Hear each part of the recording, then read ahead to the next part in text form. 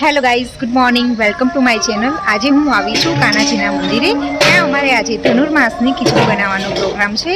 આપણે ભજન મંડળની જે બહેનો છે બધા ભેગા થઈને આજે ધનુર્માસની ખીચડી બનાવશે। બતાવું છું કે એ લોકો કેવી તૈયારી કરી રહ્યા છે।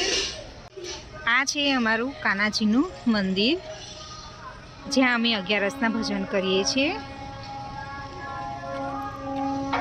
तो हूँ तमने बताऊँ छूँ कि बहनों केवी तैयारी करी रहा है। आने वासन ने बधु निकाळ्युं छे, बधु साफ सफाई चालू है, बधी अहींया तैयारीओ चालू है। अहींया आवी गया है, एमनुं नाम मृदुलाबेन छे। अहींया बधी खीचड़ी बनाववानी तैयारी चालू है। आ बधी साधन सामग्री है।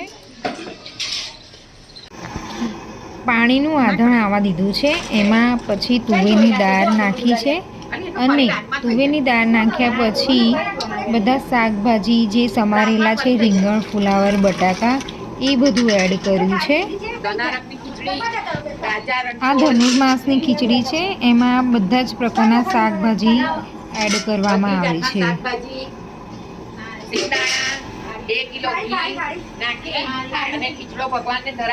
હવે બધા મસાલા એમાં એડ કરવાના છે, મરચું, મીઠું, ધાણા જીરું એવી રીતે। અને આ ખીચડી ટેસ્ટ કરવાની હોતી નથી, બધું આશરે જ નાખવાનું હોય છે। બધી બહેનો હેલ્પ કરાવી રહી છે।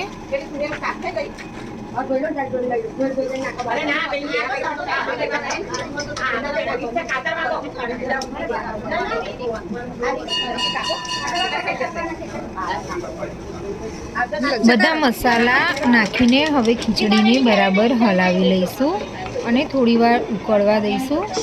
હવે એમાં ઘી એડ કરીએ છીએ।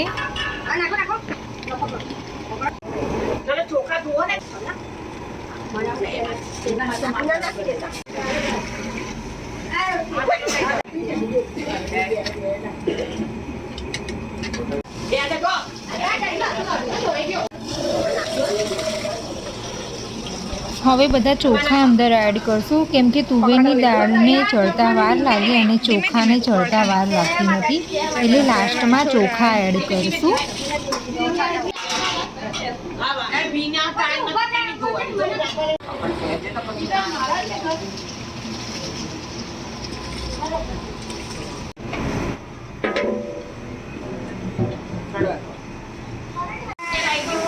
બધા ખડા મસાલાનો વઘાર ઉપરથી એડ કરીશું અને ટામેટા લાસ્ટમાં નાખીશું, કેમ કે ટામેટા પહેલાં નાખીશું તો ખીચડી ચડશે નહીં।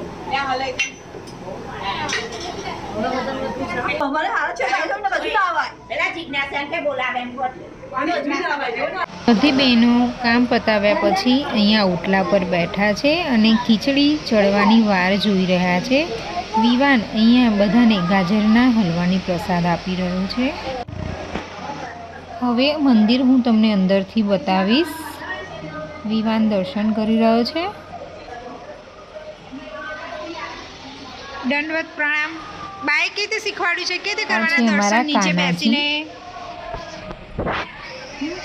જ્યાં અમે 11 ભજન કરીએ છીએ।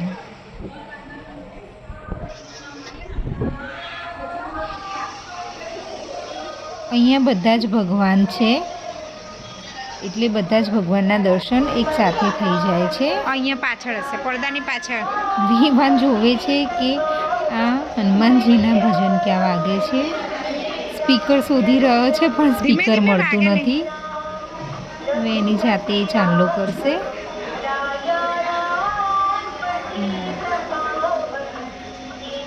સરખો સરસ કર્યો છે એને।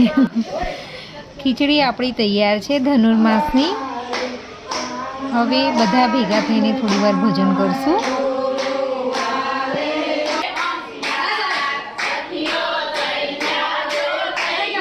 અને હવે થાળ ધરાવી દઈશું અને પછી બધાને પ્રસાદ આપશું। આ પ્રસાદ માટે આખા ગામને આમંત્રણ આપ્યું છે કે જેને પણ ધનુર્માસની ખીચડી ખાવી હોય તે આવી શકે છે। હવે બધાને પ્રસાદી આપવાનું ચાલુ કરવાનું છે અને બધા છોકરાઓને બેસાડી દીધા છે। વિવાન પણ અહીંયા બધાને ડીશો આપી રહ્યો છે, એ પણ આ પુણ્યના કામમાં લાગી ગયો છે। પ્રસાદમાં ધનુર્માસની ખીચડી, છાશ, ટોકરા પાક અને બટાકાની વેફર છે. આ ખીચડીનો પ્રસાદ લેવા માટે બહુ બધા માણસો આવ્યા છે. દીવાન પણ હવે એની બા જોડે જમવા બેસી ગયો છે. હું વહેલા હેલ્પ કરાવવા માટે આવી ગઈ હતી અને મમ્મી પાછળથી આવ્યા હતા વિવાનને લઈને. આ સાથે હું મારા આ વ્લોગનો એન્ડ કરું છું. થેન્ક્સ.